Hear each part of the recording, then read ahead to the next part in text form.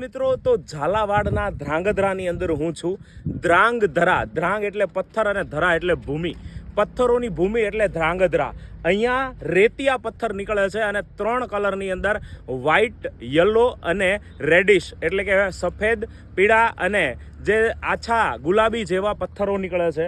અને આ પથ્થરો જે છે એની ખાસિયત એ છે કે આનામાંથી જે શિલ્પ બનાવવામાં આવેલા છે, જે રેતીયો પથ્થર હોય છે એનું વિઘટન ઝડપથી થાય છે, પણ આ પથ્થરોનું વિઘટન એટલું ઝડપથી થતું નથી. અને એટલા માટે જ ઐતિહાસિક જે ઇમારતો છે અને મંદિરો છે એના નિર્માણમાં આ પથ્થરોનો બહોળા પ્રમાણમાં ઉપયોગ થયો છે. આપણું સૂર્ય મંદિર જે છે, એના બાદ સોમનાથ મંદિર, દ્વારકાધીશનું મંદિર, આ તમામ મંદિરોમાં આ પથ્થરનો ઉપયોગ કરવામાં આવ્યો છે.